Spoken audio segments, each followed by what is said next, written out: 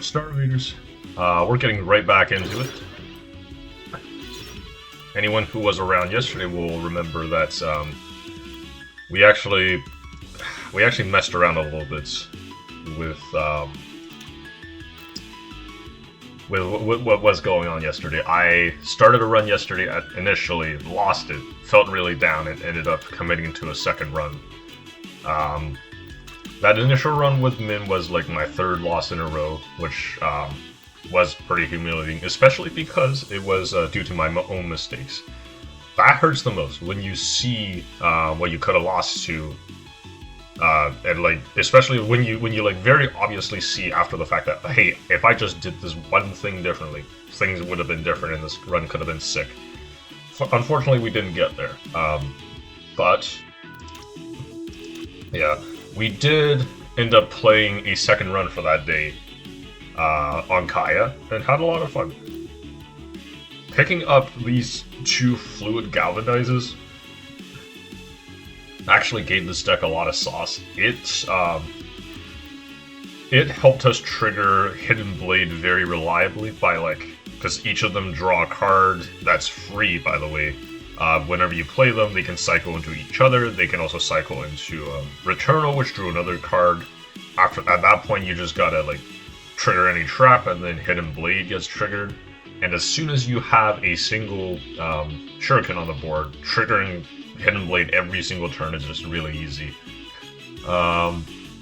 Razor Sharp made it so that if we had excess Shurikens, we were able to just walk above an enemy, throw them downwards, which would then leave the extra shurikens we didn't want at the bottom of the grid.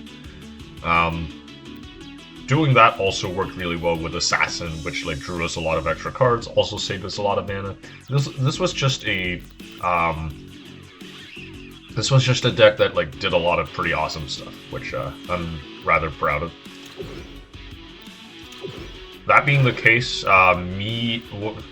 once again, one of my conversational partners and mentors from the server, Wiffle, did see the video yesterday, and he said, "Hey man, two runs a day? That's illegal. That ain't cool.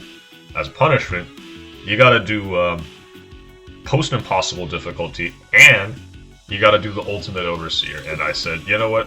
Well, you were right. I think to disincentivize myself from doing something like this in the future, and save some get some stakes into these runs, so that I can't just fail and then redo a run. I'm gonna say that every time I do the thing that I just did, where I fail a run and then I re-record, the next day I'm gonna do this to myself as a little spicing it up a little bit.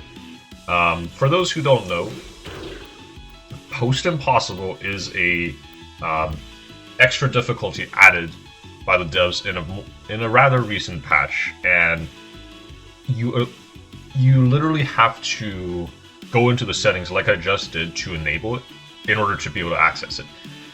The gist of things is that in Post Impossible, in addition to all the other difficulty modifiers added by Impossible, you start the game with two difficulty modifiers, Jammed and Aegis Invaders. Jammed, pretty annoying, but it's tolerable. You can usually figure something out to do with it. The one that's really, really brain destroying, or sometimes run destroying, is Aegis Invaders. It is brutal. Sometimes the enemies, adding a shield to a random enemy every turn adds an incredible amount of pressure to you, especially as the enemies become fewer in number, and the last few enemies who are threatening you are all near the bottom of the grid. You will have to basically deal with a shielded enemy every turn, if not more. This has the unfortunate side effect of making it so that about half the cast start to have very, very, very difficult times with Post Impossible right around the early game, and this is part of the reason why I haven't done it for this challenge. I'm also, to be fair, I also don't have that much experience with it in total, but if we're gonna do random pilots, I didn't want it to be just like half the day when I roll a slightly weaker pilot, I just like break down crying, because I have a feeling that like there's a shot that that's just what happens today. Despite that, I did say I would do this, and we're gonna give it our all. Who knows, maybe we can pull out a awesome win on a pilot that is weaker. That would be kind of sick. In that case, let's see who we rolled today. We rolled Zeke. Extremely bad news.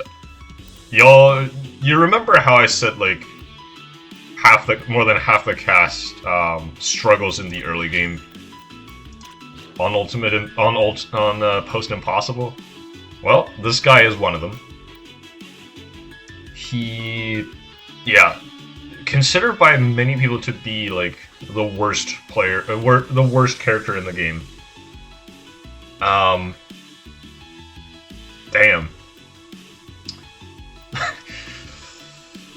I really am worried about what the hell is going to happen to us today. There is a pretty good chance that the run will just end in World 1, but I'm going to do everything in my power to make sure that doesn't happen. So, Zeke, what the hell does he do? Well, he starts with the machine. One of the more complicated starter artifacts in the game.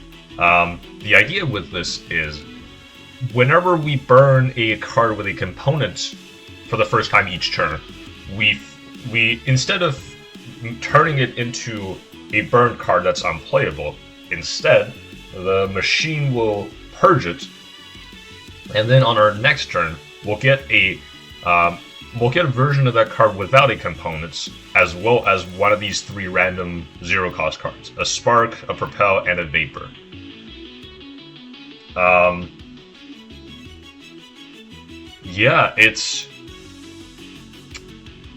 This lets you like plan around your next turn. So like if you have a good card in your hand with a component that you would like to play 2 turns in a row, you can always sequence that card last.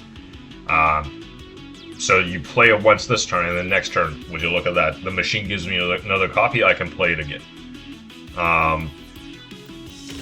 Your starter deck comes with a few ways to take advantage of the machine. You start with these 2 fires that are heated. Heated basically makes a card junk, and also increases its heat cost by 1. The idea being that if you sequence these cards to be played last, the additional cost does not necessarily matter, and you get to trigger the machine. So that next turn you start with a normal fire as well as one of those. You also start with a Nova Bomb with an Echo. So you can also like sequence the Nova Bomb last in your turn, burn it, and get a normal one back. This is one of the stronger cards in Zeke's starting deck, so we're going to need to rely on this a lot. Lastly, we get Tinker, which gives the card the heated component and an additional repeat when you play it. This is one of our ways to use the machine like over and over again, although it is really awkward in a lot of ways to like sequence around it. The idea being that like we can give a card the heated component and an extra repeat, burn it, the machine give us another one, and then later we draw the Tinker, we do it again. So overall, why is Zeke weak? Well, turns out starting with a 2-cost fire in your deck is awful. It is really bad. Yes, you get to do some funny stuff with the machine, but like the sequencing around that is extremely awkward. And things get much worse for you when Aegis Invaders is always in play. In the early game, life just becomes a nightmare for him, because you're always going to be pressured to like double fire to like hit enemies, and like the machine just does not do enough to pick up the slack. Tinker, it's basically like you just start with a really big deck, and most of your cards are really bad. Like if you look at some of the other gunners, Noel starts with Cold Gust, good card. Novalanche, good card. Artillery Strike, good card. Flurry Fire is mediocre, but like it's chill. Your deck is smaller. You have this like cropping of very good cards, and you also have a much stronger starter artifact. What about Roxy? Fire Starter, infinitely stronger in the early game. Triple Fires, great cards. Nova Bomb, a fine card, but would you look at this? 10 card starter deck. So like when you add 1 or 2 cards to it, they have a much bigger impact. I don't even think I need to talk too much about Min. Like Atomic Fire, awesome. Decoy Bombs, fine as a tool for stalling enemies, and like Catalyst, a good card. What does Zeke have? Wow, my my fires cost 2. Amazing. Yeah, I don't know. It's tough, but we're gonna. I said we're gonna give it our all, and that's exactly what we're gonna do. Ooh, I am not excited about what's gonna happen to me, but you know, it is what it is. If we're gonna start somewhere, I don't hate starting with Crossfire. I don't hate starting with a Crossfire and Momentum. Survey could be a cool addition to Momentum. Right? Yeah, because we could give the so Survey specifically moves you 1 to 3 tiles and then gives the 0 cost cards in your hand +1 repeat. Normally you're thinking about these 3 cards that you generate with the machine when you think about Survey, but in this case we could also give Momentum +1 repeat, which would be kind of sick, but I do think I'll just pick up Crossfire. This is the among the two cost attacks that gunners have, the 2 that have impressed me consistently are Crossfire and Rocket Fist. Those 2 just like, they don't read as if they're going to do too much, but they just consistently, at least for me, like perform pretty well. Scorching Sun is kind of awkward because I guess. Hold up. No, it's only burnt cards. I thought this was like Plasma Fire, where it also counted junks, which would actually give us. Yeah, we would actually start with 5 junks in our deck, which I guess like would make Plasma Fire pretty good. But alas, this is not Plasma Fire. This is Scorching Sun, and this is a really awkward card because we need to burn cards in order for it to like become stronger. But the whole point of the machine is to just not burn cards, which you can see how that can go wrong pretty fast. Whatever the case is, let's pick up Momentum, Crossfire, and just move on with our lives. Seeing the Eclipse at the start is making me pretty terrified, but you know, what can you do? We'll just have to figure it out. Okay, Stormer plus Horde, not great. I think if we pick up our Nova Bomb early, we will be able to wall them off, and hopefully only have to deal with 2 of them at once. But we'll see. I think this is an encounter that Zeke should be able to handle. Okay, there it is.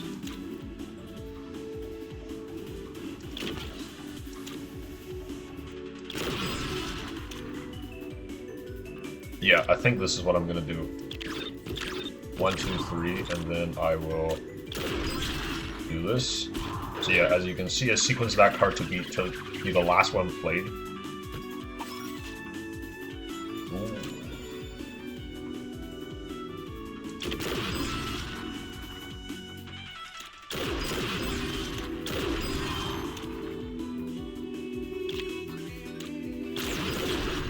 Excellent.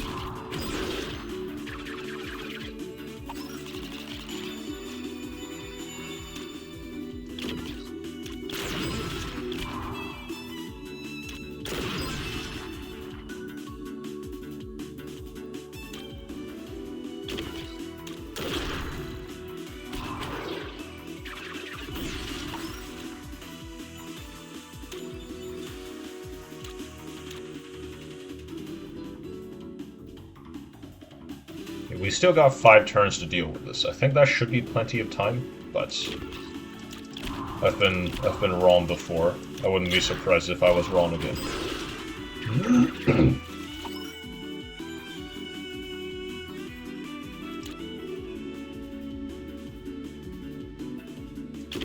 I think this would be a good time to break open the wall. And then we'll crossfire to also get rid of this one. Now with only 3 Swarmer Pluses left, I suspect we'll be reasonably okay. Oh yeah, actually, then we just propel this guy up, and then the fight's over. Ooh! Pretty glad to make it through our first fight unscathed, but... I am still pretty terrified of the Eclipse. We'll figure it out, though. We'll figure something out, I'm sure. Volcanic Ash is interesting. I'm actually still not too interested with it because of the nature of the machine. Our goal is to just not, unless absolutely necessary, we're not going to want to burn any cards, like ever. Hopefully not, anyways. But Volcanic Ash does really protect you against the effects of burning, if you ever need to. I personally don't like Minefield too much, because we don't have any bomb synergies right now, and also, like, this is a card that does not really help you further and further into the fight. Although, I think there's an argument you can make that, like, Minefield helps you live a lot early, because starting with these bombs on the field can, like, really have a big impact at the start of the fight. I think, yeah, the Eclipse is a fight that, like, really, really tests you very, very early, so maybe starting with a Minefield isn't too bad. It's been a while since I picked it up, but I think I'll take it and just see where it brings us.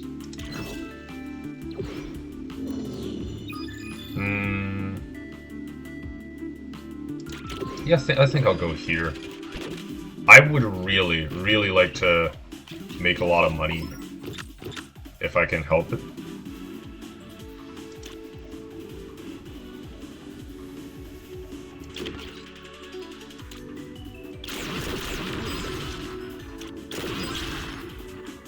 That's 6,000 bucks. That's a helpful start.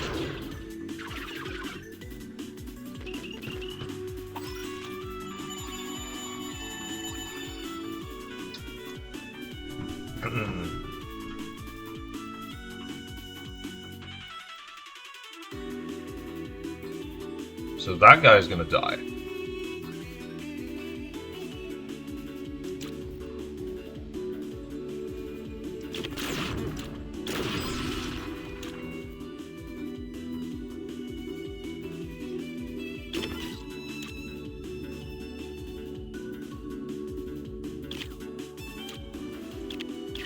I'll delay the advance of these two for like a turn.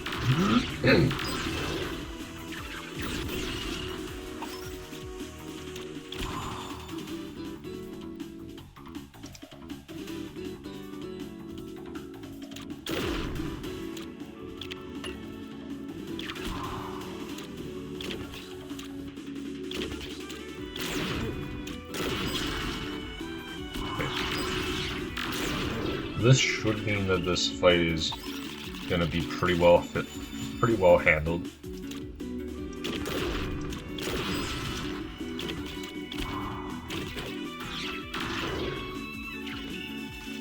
Ooh.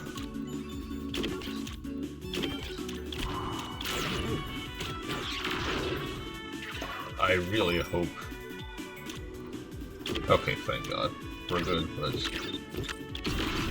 that was pretty scary still. I think you just saw Aegis Invader really bare its teeth there. Oof.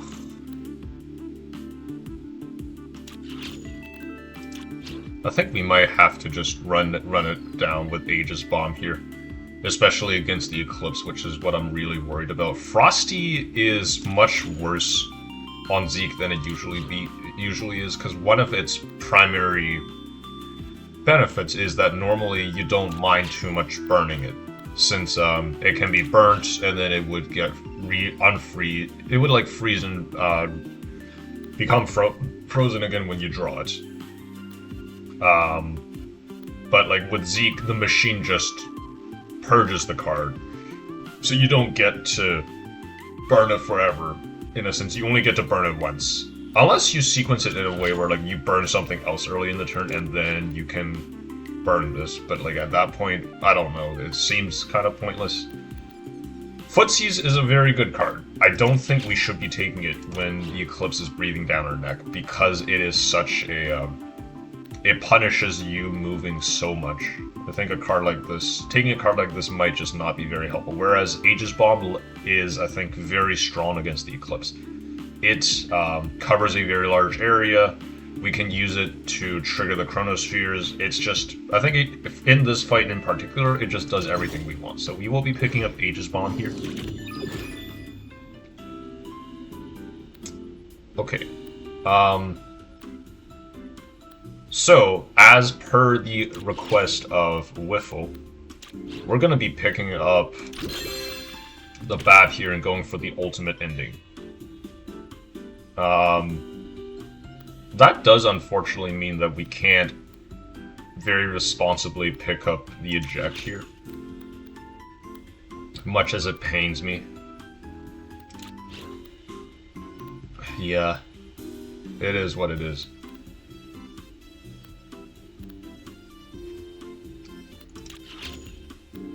Ugh.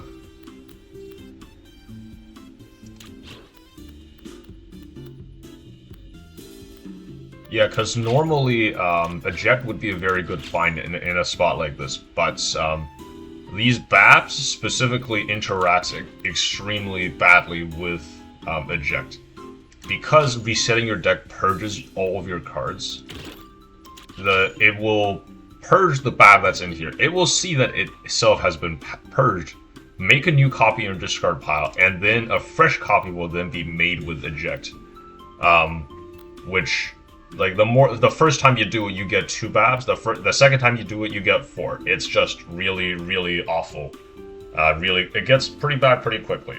That usually means that, like, you can get away with, like, 1 Eject per fight, and that's about it.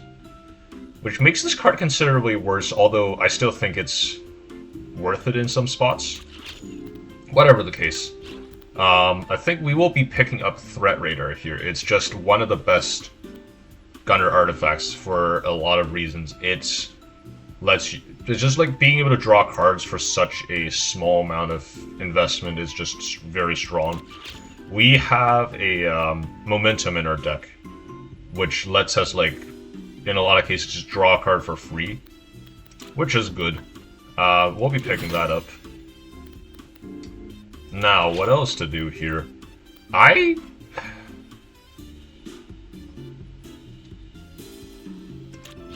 think we definitely are going to remove at least one of the shifts from our deck. The question is if we remove then one of the Heated Fires, because I gotta be honest with you, like, a card like this just isn't that helpful.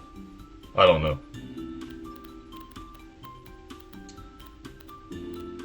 Ooh. Yeah, my other option here is to pick up Misfire, which I think, because it fires to the side, it's actually going to be pretty helpful against the Eclipse. It also lets us pick up Momentum, which is nice.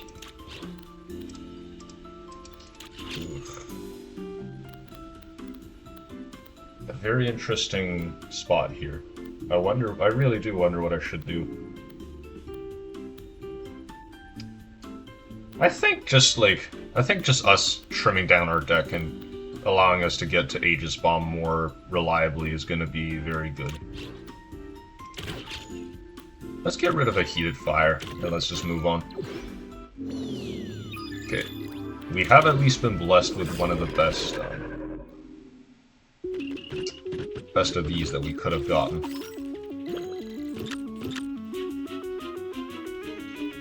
Yeah, here's the thing I was talking about earlier.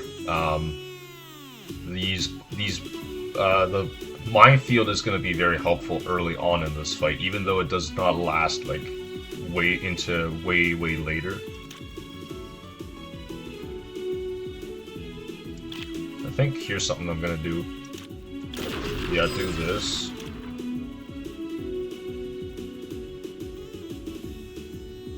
Yeah, I think we can then put this Aegis Bomb here. And then I'll just do that.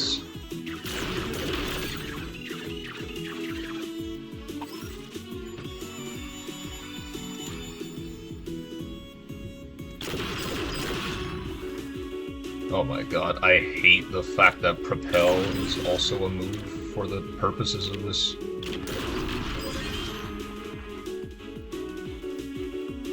I will actually not be blowing up this Aegis Bomb here.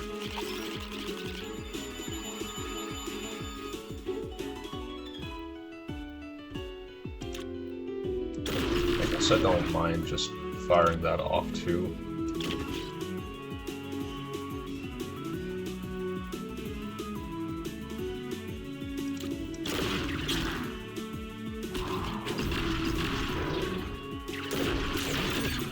Yeah, we're gonna be living with a lot of junk in our deck, but I do think that's still gonna be fine. Yeah, Zeke is actually like so unbelievably bad against the Eclipse, it's not even funny. Because you just generate those propels randomly from time to time, you're gonna do a lot as far as like help them advance further, which is pretty bad.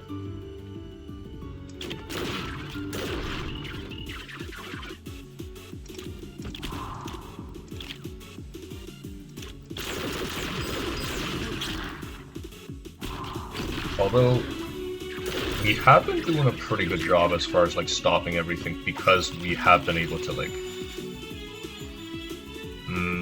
yeah, I think Aegis Bomb definitely is helping a lot. But yeah, Double Fire has been working pretty well over time for this.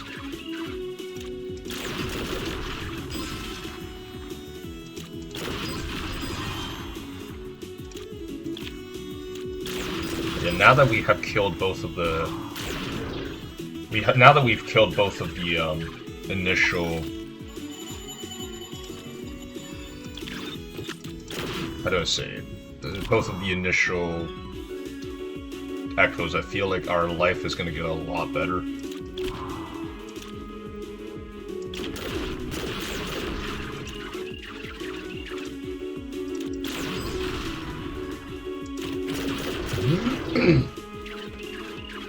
Alright, let's see which one. Oh, it's that one that gave the shield to. That's pretty awful.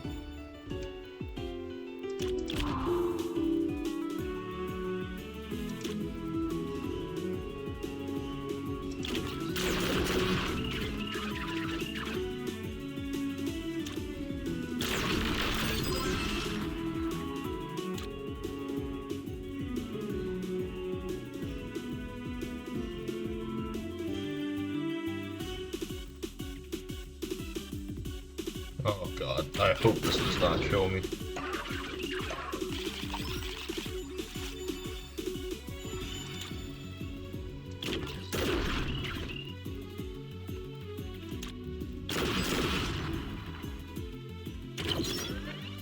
We might still just be dead after all that, which really makes me sad.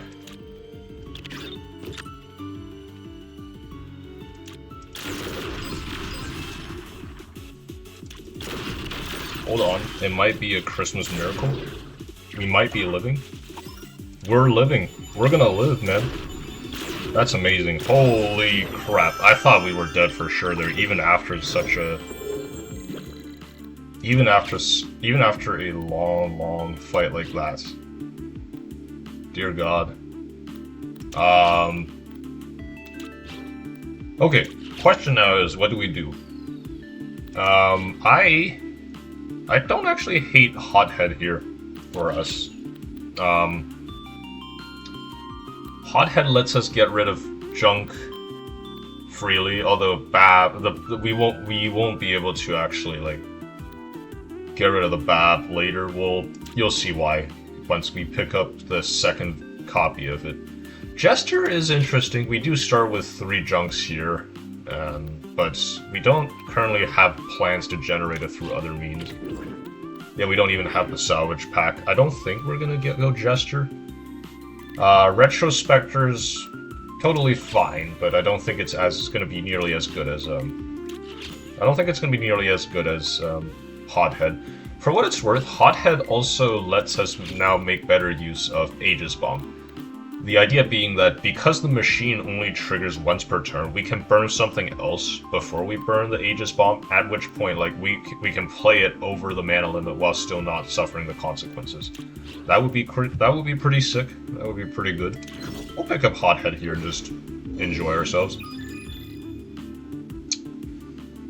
Oh geez, starting with Aegis Invaders really is just making me fear for my life. But gunners do love artifacts, I think.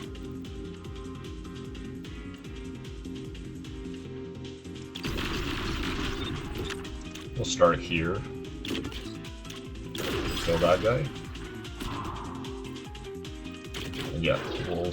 Oh, I guess I probably should have sequenced that differently to be able to do a little bit more.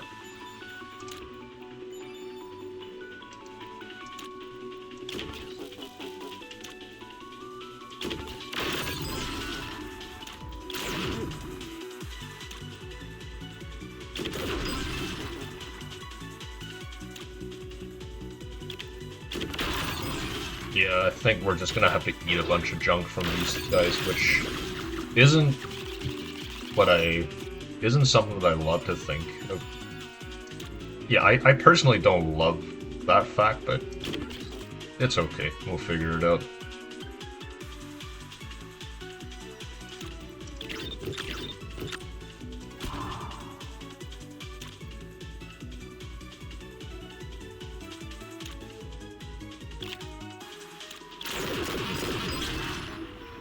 Unfortunately, we also won't be able to kill this Time Angel, which is a real shame, but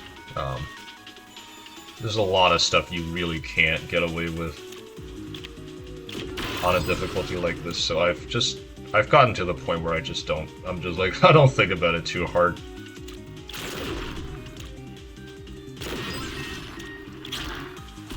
So we burn, and do I play this one? I guess I don't hate it. I guess no, that actually was pretty stupid, because now he's just gonna get his, yeah. He's just gonna get his,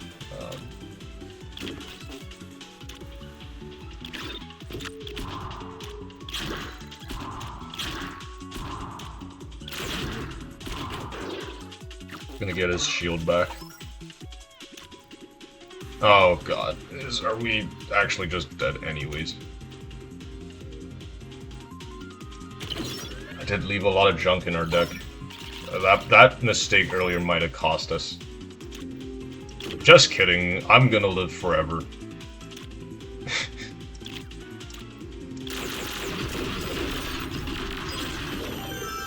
Just kidding, I'm never gonna die.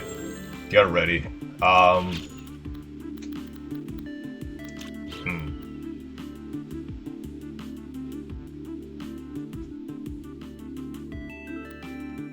Some pretty interesting stuff we could do here. Bomber Mech has a lot of upside for us. We've already got some like bomb synergy. Although nothing that works directly with Bomber Mech at this juncture, which kind of worries me, but still, it is an option. Metal Gear is interesting, isn't it? It currently works with our one Heated Fire and our Crossfire. And we do have Hothead, which in theory gives us infinite mana. Something else to consider is also that like we'll be able to play the card that we draw with Metal Gear a lot of the time, because most of the cards in our deck cost like 1 or less. So there's something to think about there. The other option would be Nemesis, which is like pretty chill. It's like Nemesis helps us trigger threat radar very consistently. It also feeds into any other like bomb synergies we might pick up.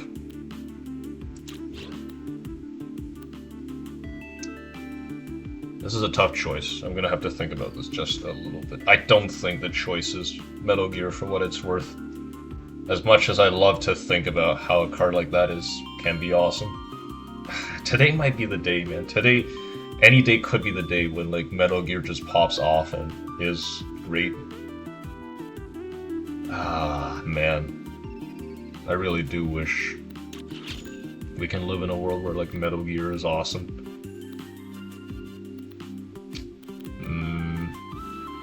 Yeah, I just don't think Metal Gear is going to do enough. It has to be one of these two.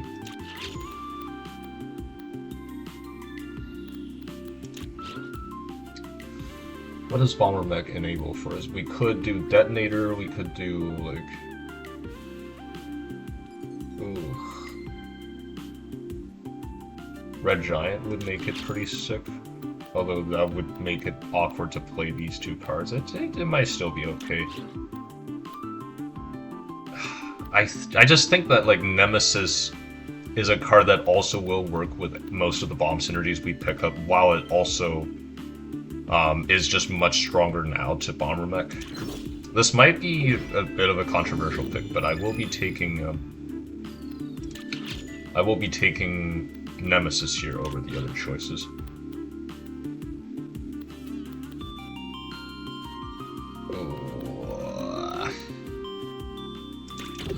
Yeah, I really don't want to go up against the Doom Flowers over there. The thought of that just scares me. It really does.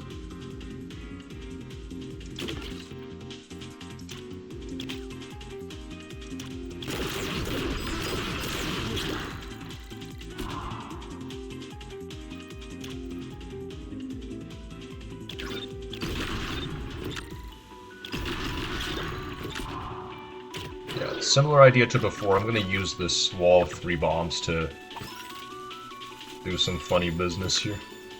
Oh, Nemesis, why'd you have to do that, man? I was your one stand in the crowd, Nemesis. Why'd you have to do me like that?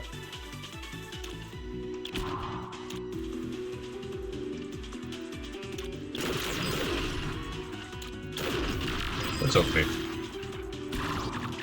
With this, we might be able to kill this Time Angel this turn. It would be nice.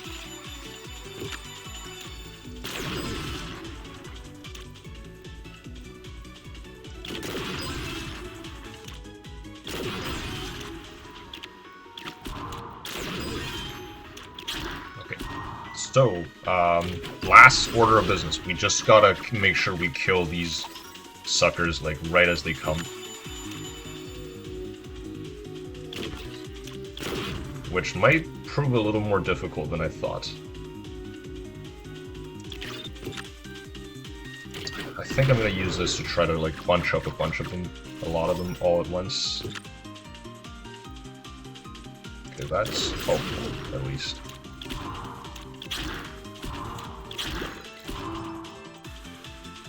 Yeah, that's all the junk's gone from our deck, but that's gonna be a lot of slimes here and there.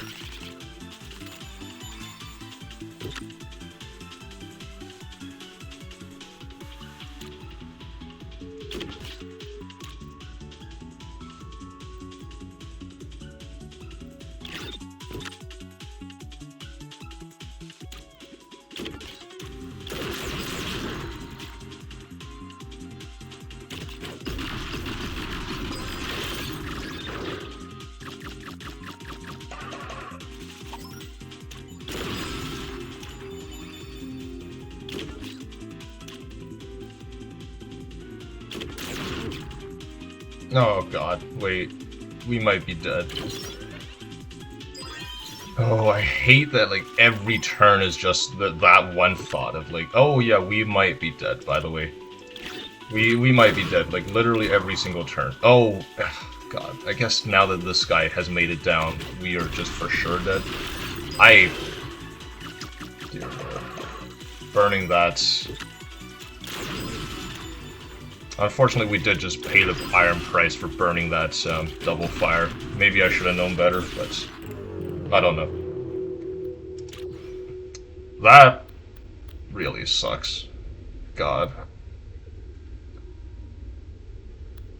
Okay, I think I'm pretty happy posting this win here in that, like, I think I did... I personally think, like, I did as much as I could have to up my chances of winning here. There are probably a few choices I could have made differently, but it is what it is. You could argue that, like, Minefield maybe just didn't do enough as an artifact, and I should have maybe rerolled or taken something else. That's something I can accept, but... yeah, one thing I will say is, Crossfire continues to be the GOAT. It's... I think, like, every single time where, like, we might have had a close call in this run, it has saved my ass. And you know what? Right when I was there burning it down, that was when, like, all the problems started happening and I immediately lost. Yeah, can't say too much about losing on Post Impossible while also going bad route as Zeke. It is just tough. Some of these runs you will just die. You can always play better, of course, but, like, Zeke really does not give you a whole lot to work with. The Gunner class as a whole as well, like, they have a lot of weaknesses that really get exploited by Aegis invaders. Because more like, invaders tend to survive and make their way down the grid, there will be a lot of situations that as you saw back there, where, like, 3 or 4 of them are all lined up at the same time, channeling Doom all at once, and then, like, the fact that you have to move every single time you fought between each of your fires in a situation like that just becomes fatal, especially if you have to also kill one of them with Aegis invaders. I think making better use of the bomb wall in a lot of those spots might have been better for us, but such is life. You can't win them all. Yeah. At least we got through that. We got through the terrible, no good, very bad day where we had to play Zeke on, like, Post Impossible and on the ultimate ending. Yeah, man, that really does suck. It would have been awesome if we did manage to do it. It's not that Zeke can't beat that difficulty. Obviously, with the right deck, you always could. It's just a matter of, like, I don't think he can ever do it consistently, based on how much the odds are stacked against you. But,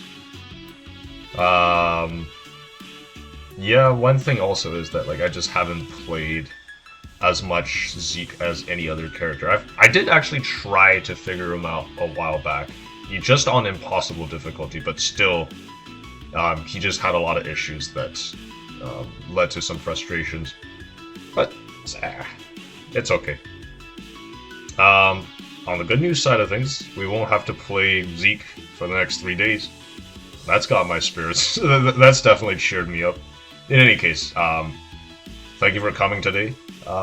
If you've been enjoying these, I would love it if you could click that subscribe button and like the video. But other than that, I will see you tomorrow. Bye!